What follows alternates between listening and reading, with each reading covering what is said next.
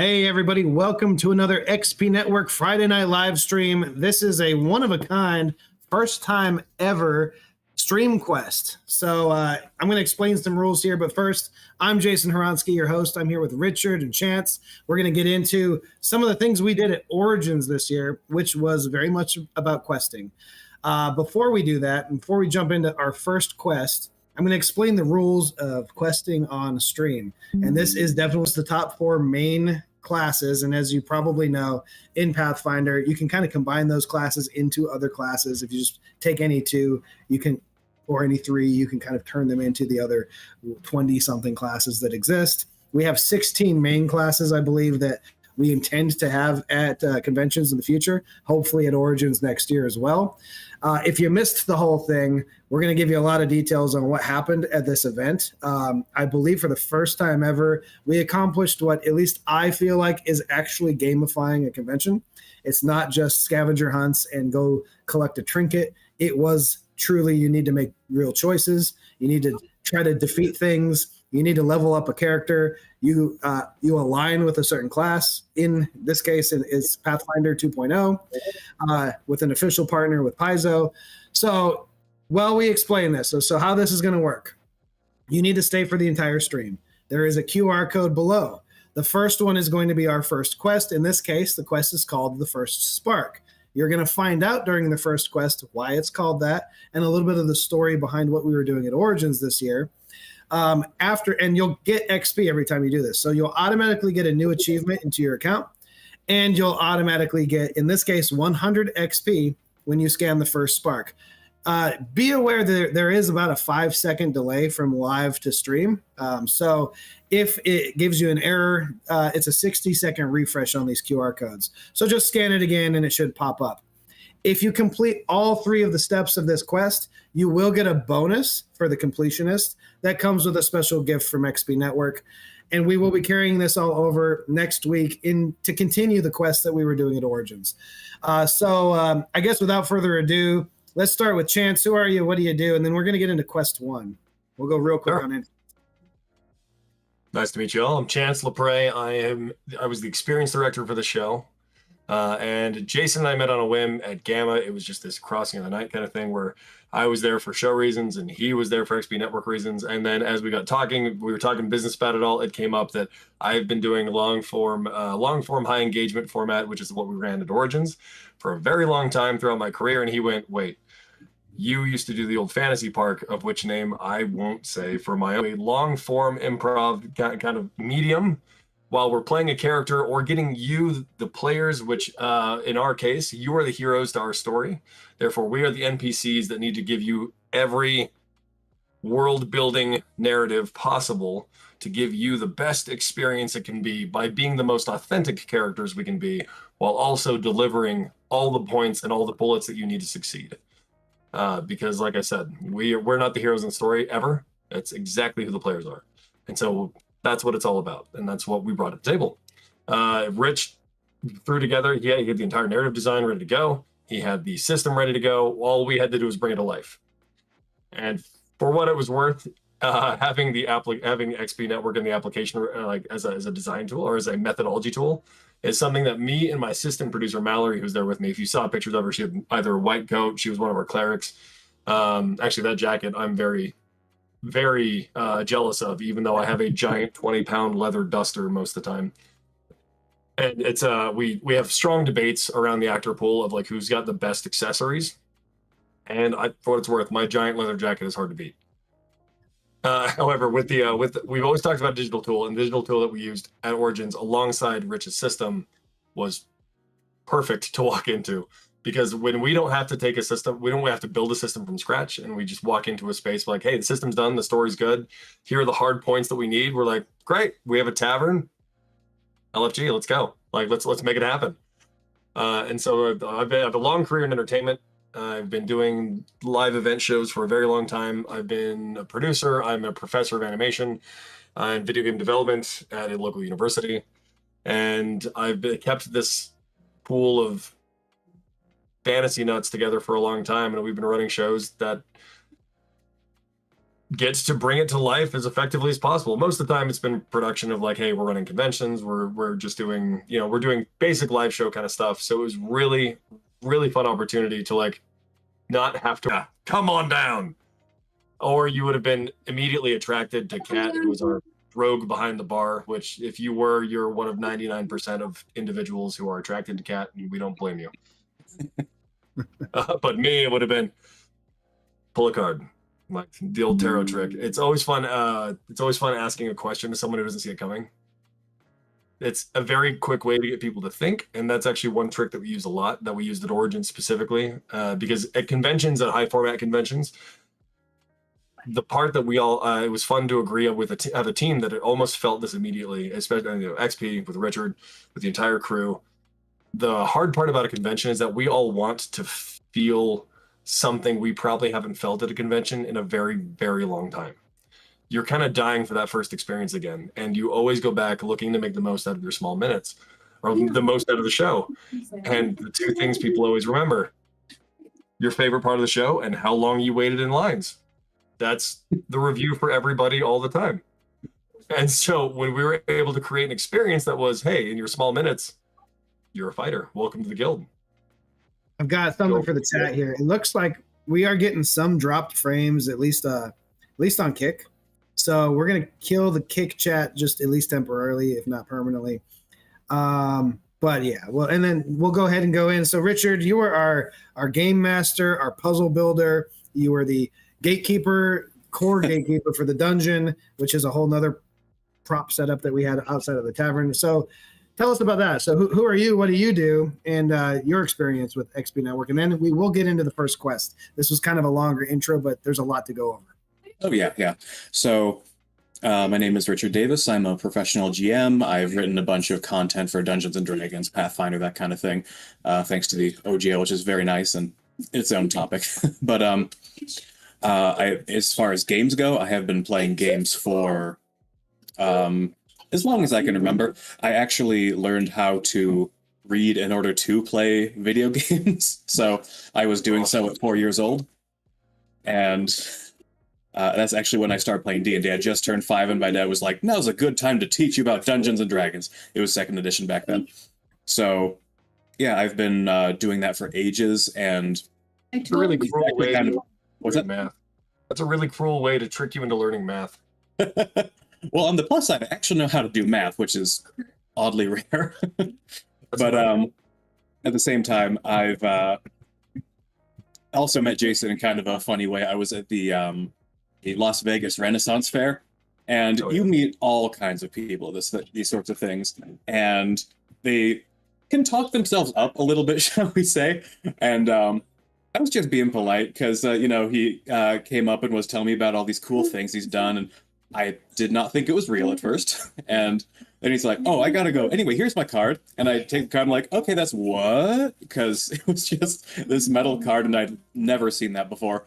So it turns out he was real, which was crazy. So, yeah. And you one of the chunky purple business cards? Yeah. Yeah. The American Express business card is what we call it. Yeah. Yeah. But actually what attracted him over to the booth I was running was the Arcane Lock, this book of over 300 riddles we have for Dungeons & Dragons and that kind of thing. And he just saw this and thought it was a really cool idea, and he calls me almost out of the blue, like several months ago. It's like, hey, you know Pathfinder, right? Yes, I know Pathfinder. It's like, cool. Got those puzzles. And then it's kind of this giant thing where we made this whole dungeon experience, which was massive. Oh my gosh. Setting it up was also hard, and then we had to put all the riddles on the walls. You have no idea how many riddles got cut from this thing. It's kind of a oh my gosh. But regardless, it was a lot of fun, and really using the XP network in order to kind of help people get into the dungeon as well as get in character for going there was such a big deal, because people had so much more fun because they were in character, they were their class, they were doing all these things, they discovered the dungeon or scryed or illuminated the dungeon based on their class.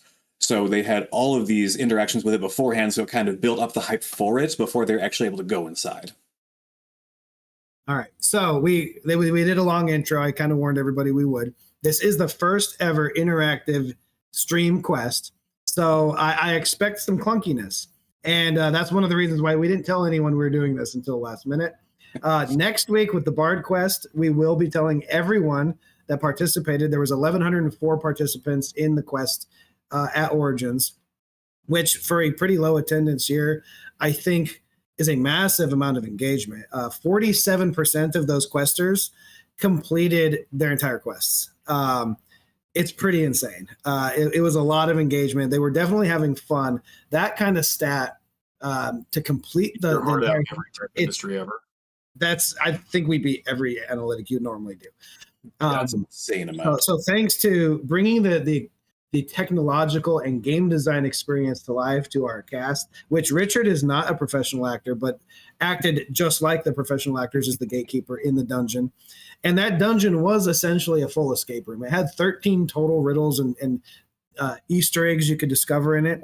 A lot of them gave you special things and special achievements. And the Horde, for instance, would give you 1,000 XP. If you had the Sizzle rune from the rune quests attached to your character in the second slot while you discovered that, so it's the Sun rune, then you would also double that Horde to 2,000 XP. It was 1,500 XP to go through the dungeon, which is also interesting in itself, that the entire economy of everything you did at Origins was based off of the XP you were earning for doing things at Origins.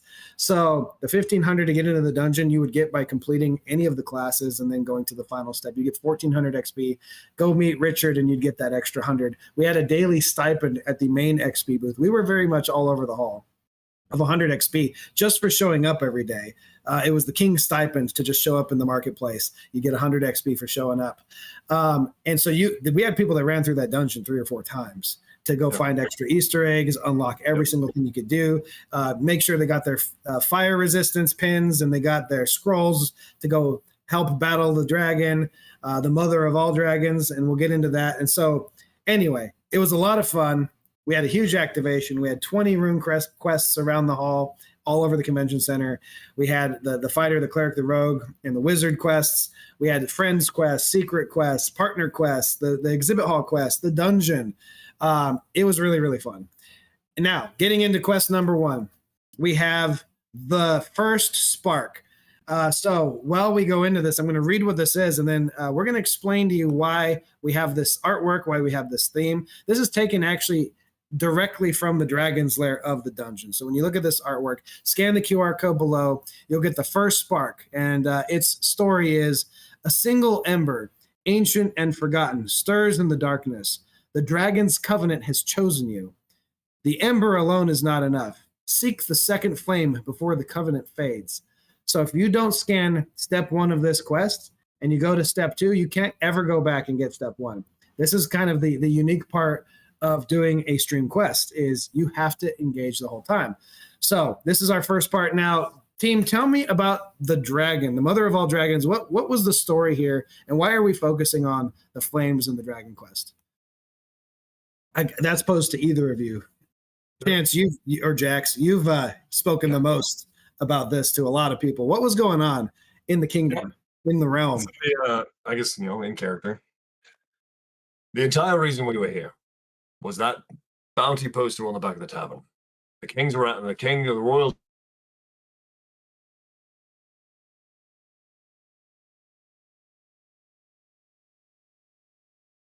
I happen to love these schlubs, and so I got these schlubs paid.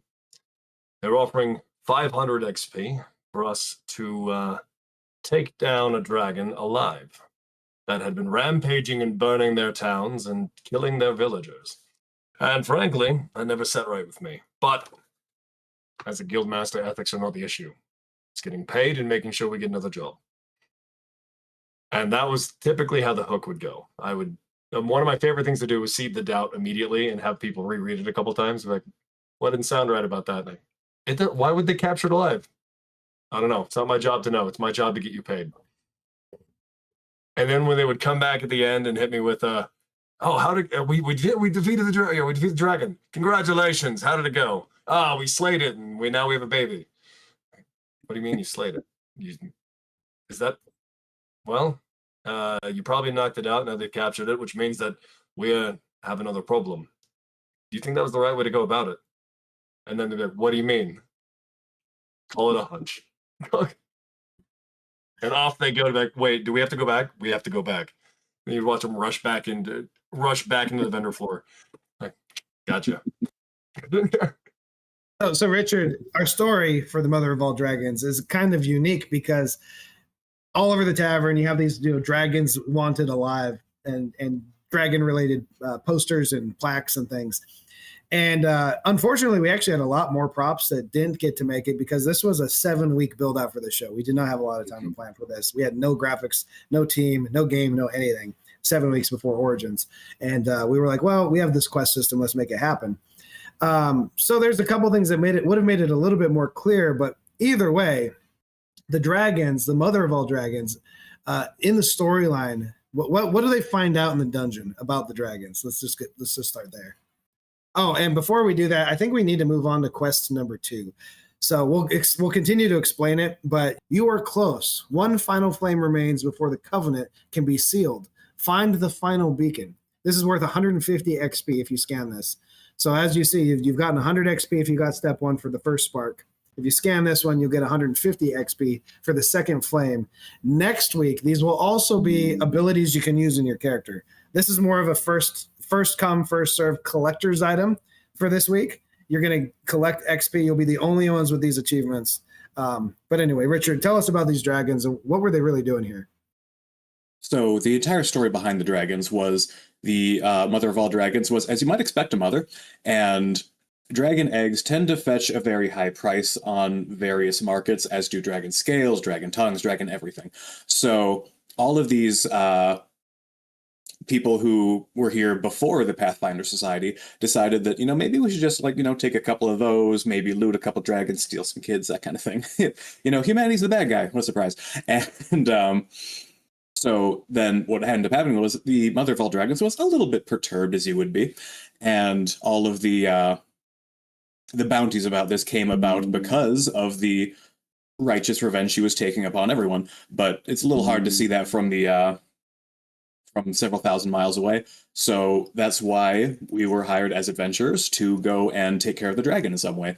They might have also suspected something was a little bit wrong, ergo the capture alive, please, because this was not a problem, and dragons, as you are well aware, live for thousands and thousands of years. If this dragon was truly evil, you would think that would have popped up beforehand rather than just sudden burn everything.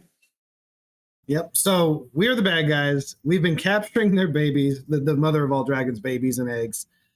So what happens when we defeat the dragon? So when you defeat the dragon, that proves to her that these people actually have some sort of power behind them, and they are here. They can actually converse with her in some way. She can influence them. So that is a way for her to sort of give you these eggs as a show of goodwill, and you are also powerful enough to defend them, which her main goal is to defend her children. So if she sort of sublets that job out, then she doesn't have to defend everything everywhere all at once. It's not a siege situation for her anymore. So she now has the Adventurers of the Pathfinder Society, which is a really big group and very, very strong, to help defend her and her children. Yep. So they get the baby dragon familiar for defeating this. So this is why we never actually said you kill, you slay, you destroy the dragon. You actually just defeated the dragon, and then the dragon convinced you that you guys are being stupid. And if you just work for me and help me, you get a dragon familiar, and you can go help defend the dragons from the realm. It was a really cool little storyline. We missed out on some cool dragon eggs that were going to be all over the hall. We missed out on a few baby dragon puppets. Our dragon animatronic, this was actually our backup that you'll see in the videos and stuff, but the one that was supposed to be there was a actual Universal Studios 9-foot smoke breathing, roaring, blinking, flapping, ridiculous giant dragon. Our backup, Spirit Halloween version wasn't too bad. It wasn't too bad. So I do have a couple comments and any other thing. So in Quest 2, before we get into Q&A, I want to say, so as the GMs and the puzzles, tell me anything else you want about the dungeon before we finish up the second flame, and then I'll take some Q&A and move on to the final beacon, which is our last step of the quest. Well, the creation of the puzzles was a lot of fun. A couple of them I did take from that book you saw that when you were at the Vegas convention when we met together. But I think one of the things that really made the dungeon come together more than anything else was the fact that we had Chance and all his actors to kind of help run this thing, because it kind of came alive when you had, the Mad Alchemist or the Rune Keeper or the Arcane Eye, the one who was helping you to fight the dragon. And all of these things just really made it come together as one cohesive whole rather than, just kind of a cool puzzle thing in the background. Yeah, it was a blast. Unfortunately, none of us took the horizontal video. We all did the kind of lame upright phone videos. So that's too bad. But we do have those for shorts and things you can go check out. Go to the XP Network YouTube, and we have a pretty good representation of at least some of that. Not all the rooms of the dungeon are up yet, but I'm sure we'll have those. So we're going to get into some Q&A. Be sure to post your Q&A at least on YouTube. And I think it can go on Twitch. I don't know if Kick is working, but first thing we have is comment from Twitch. Loved this questing at Origins this year. Thanks, Chance, being a fantastic guildmaster and a wizard mentor. So that's coming from someone that clearly was a wizard. Another one from YouTube. Hey, excellent. Yep. Wife and I had a great time with your quest and experience you provided in the tavern, Rogue and Wizard. Thank you for the great memories. Of course. Oh, yeah. Yeah, it's actually, it's two different people, a Rogue and a Wizard. Then a good duo, a good party. We love it. Mm-hmm. A comment from Dan. Shout outs to Dan. You shocked me there on how much background you knew about XP Network and how many things you've joined in the past before all of this. I think originally a Looney Labs fan, and then came in and just knew everything there was to know. I mean, you were training new players like you were one of our casts. So that was crazy.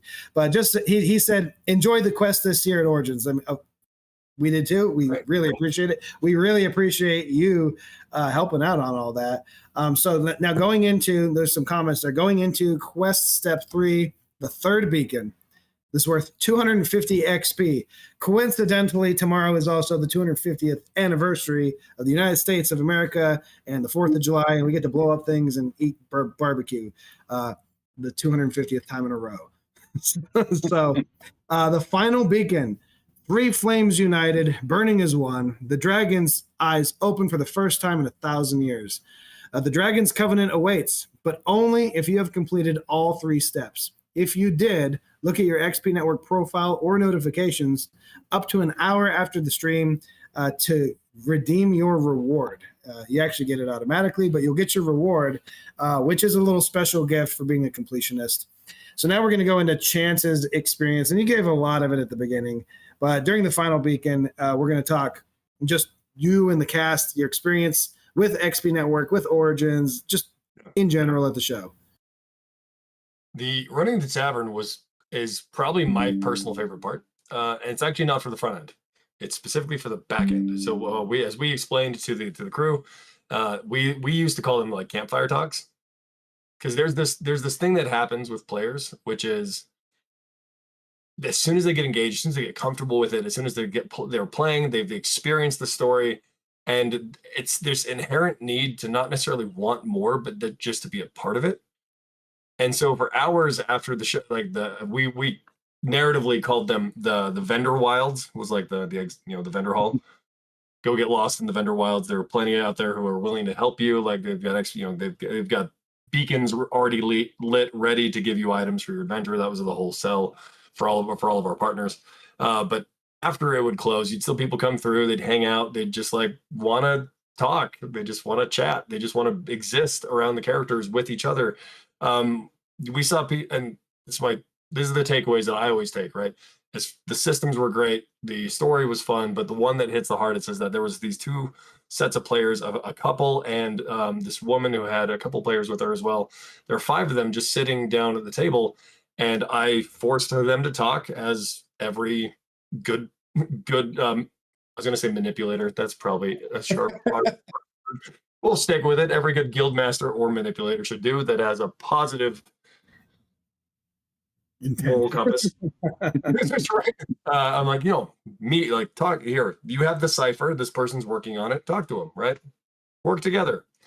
They ended up talking about they're talking about fertility troubles that they had as couples, and like how their family was dealing with it, and how their couple dealt with it, how their husband, what they were going through, different supplements they were working with, different ideas that they might have had, and they ended up connecting in the real world. And now, last I heard was a message I got on Facebook that they wanted to say thank you because they were because they had found friends through something and shared experiences, and like that's the whole bloody point, right?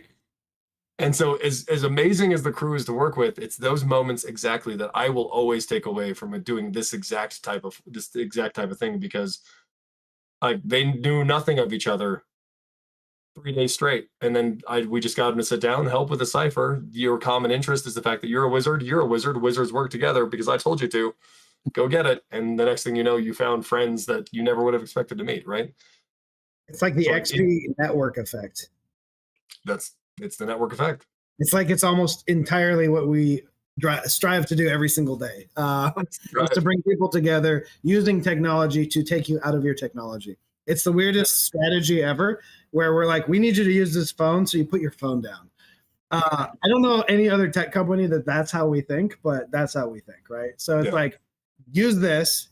The time that the customer, or in this case the player, spent on the phone was like 3 to 6 seconds at a time, or they're going to read their next thing. And then the rest of the time they're in the story, playing the game, having fun, meeting people, doing friend quests, joining their other guild members, or joining other classes to go have the most efficient battle against the dragon before they knew that we shouldn't have been killing the dragon in the first place. But nobody knew that, right? They didn't know our story yet. We did end up setting up a looking for group table. Like that was the thing that we ended up having, because people were like, we don't have any fighters in our group. What do you do? Well, you're going to talk to my fighter captain first, and he's going to send lone fighters to that table. So you need to sit right there. That's awesome. So I'm going to open up Q&A, because this was a kind of a longer show to explain the quest system, the streaming quest system. So next week, bear with us next week, because it may also be kind of clunky. I don't believe people have played games on stream before with a chat.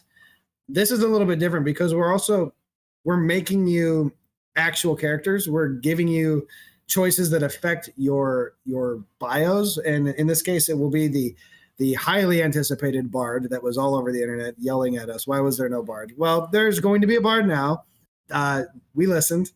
And as long as we can get that arch from Paizo, I believe it will be no problem on time before next week, next Friday to be specific. And it's going to be a cool experience where we are live role playing. I believe I'll be representing the chat as our kind of beacon, as our character. And then I believe Chance will be playing the bard. Richard will be the GM, as is probably the most appropriate. And we'll go through this journey together to level up from level 1 to 5, just like you would have done at Origins in an RPG streaming environment. Because I don't think this is a thing that happens very often, and we will be doing our research to see who's done this kind of thing extremely well, and what can we take from that, and what can we add to that. We'll be definitely listening to your feedback. This won't be the only chance to get the bard. I know that will be a big question. It won't be the only chance. It will be the first chance to get and level up your bard character. Otherwise, we're going to open the floor to final Q&A, and then I'll let you guys have some closing statements. Let's see what we have here. Comment from Twitch. Chance, your acting was amazing. Hope you all get a lot of partner deals working with you. Kindness on the internet. Love it. From Twitch, best guildmaster ever. It does help that none of the other guildmasters are represented here. I was the only one. Thank you very much. I was the guildmaster. That was me. They were all class masters. Well, that is a good point. So great guild mastering. Oh, thank you. Yeah.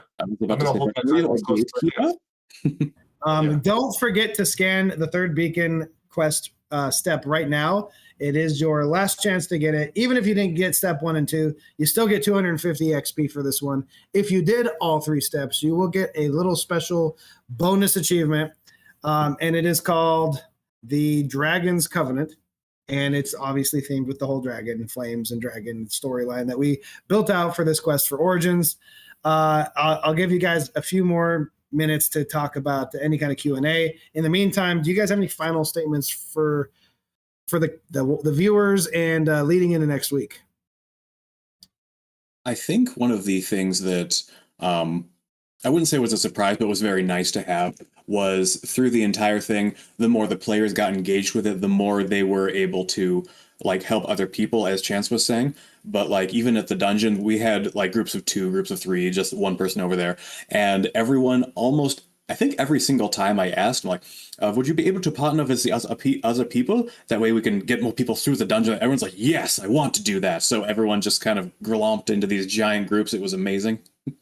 And there were people, as you mentioned, who went through multiple times. I remember one lady in particular went through the dungeon, I want to say 5 times, just because she wanted to help everyone get through it. She loved doing these things. She loved helping people. And it was just great to see people like this all over the convention, because that was just really nice, them getting into character and them just trying to help each other is great. I want to point out that she had to collect 1,500 XP every single time she went through it too. So that means to help those people, she had to go either multi-class or go find some of the bonus XP hitting quests that we had for many, many different things. And instead of spending it on soda or games, which you could spend your XP on then, and even after the show, you can spend your XP or save it up for the Nintendo Switch or Comic-Con exclusives or any of the affiliate stuff on the global store. You can convert your XP to the global store anytime to go buy those items on the XP Network store. You can also save it for next Origins. She selflessly sacrificed her XP to go help them get through the dungeon. That's crazy nice of her. Yeah, they're just great people all over the place.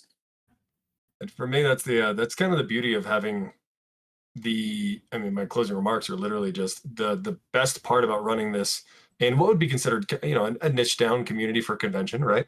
Because it's not a pop culture con, it's not a general gaming convention. It's specifically meant for tabletop board gaming, TTRPGs. Is that whenever you sit a bunch of us nerds around a table and bust out Pathfinder, that's all we want to do, right? That's the point. You just want to get into you want to play your character, you want to be the DM, or you want to. Also, there's no DM on Earth who would be like, "No, playing today sounds great."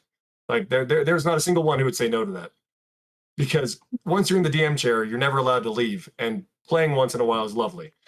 And so having an opportunity to come out and be like, "Oh, cool, I can do this in the interim. I don't have to prep too much."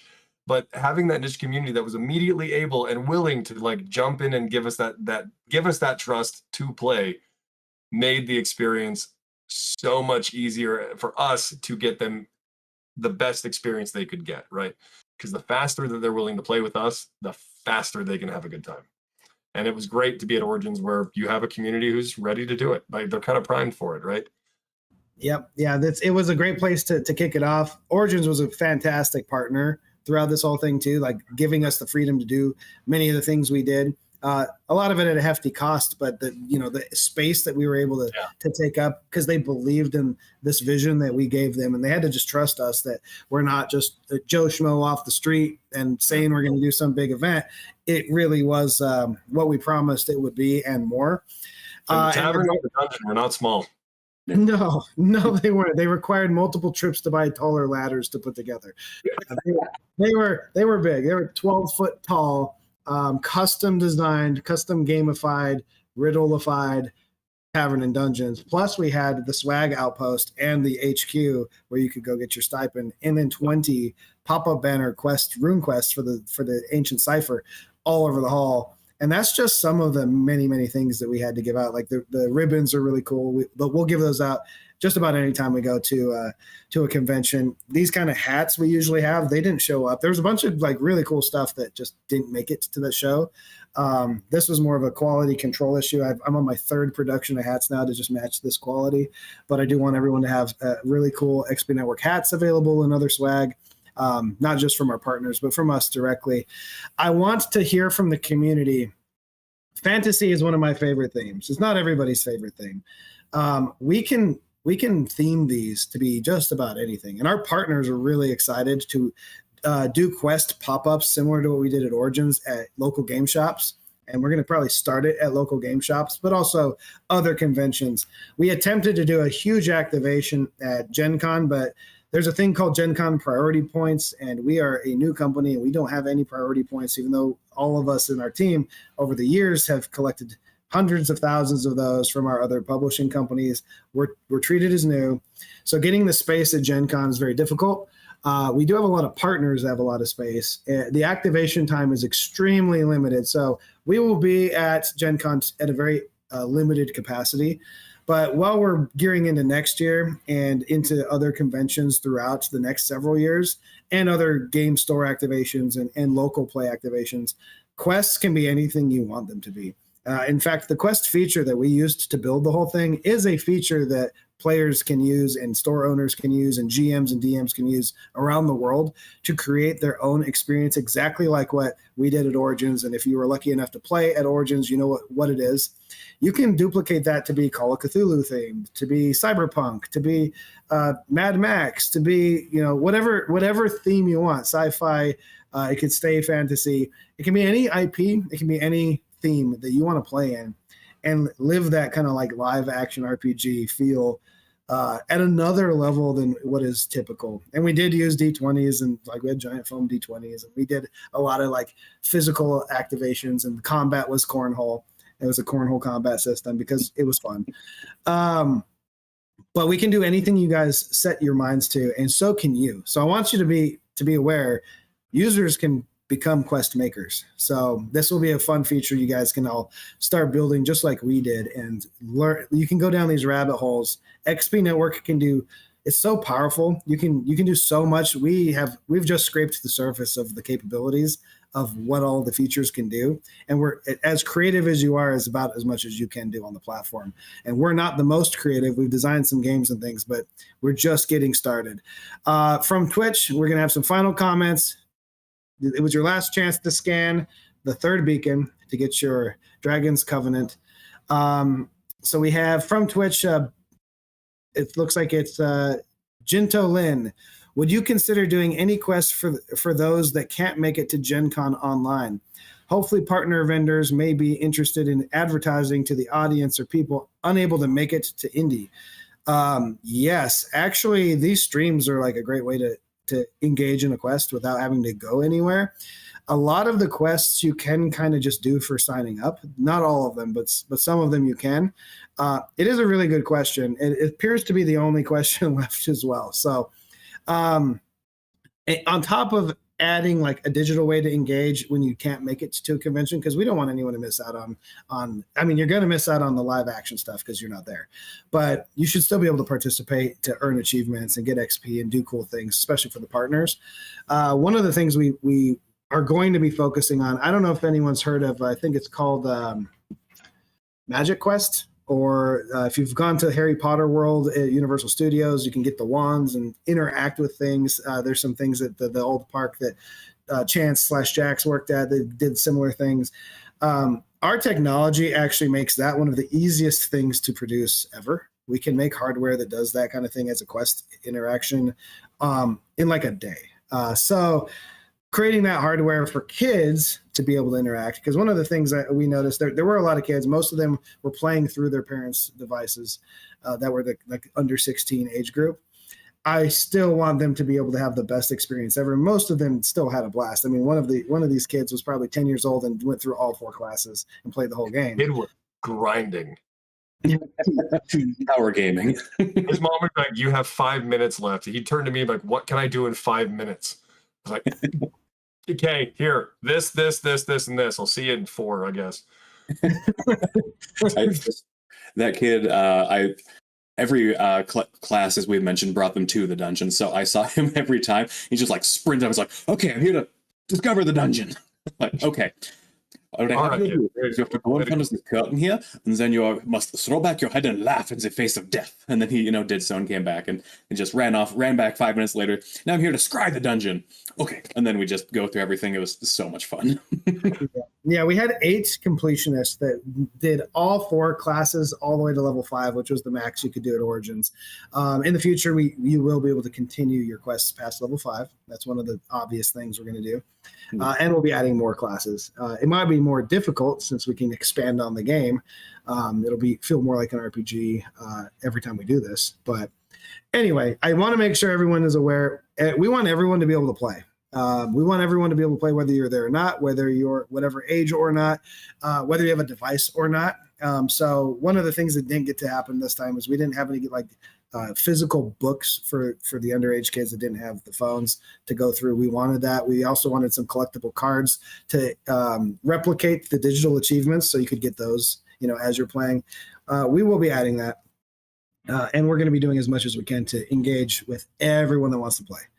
So that is our time for the XP Network live stream Quest Early Access. Thank you all for viewing. Thank you for joining us and testing this live stream Quest technology. I hope you guys enjoyed it. I hope it works and everybody got their XP. We did have a little bit of technical issues this time, it looks like, but I don't think it was too terrible. Just a few drop frames every now and then. Next week, I'm hoping that does not happen at all. But otherwise, you guys have a great 4th of July weekend if you're in the U.S. If not, have a great 4th of July weekend if you're not in the U.S. And we'll see you next Friday for our live gameplay Quest session. See you soon, gang.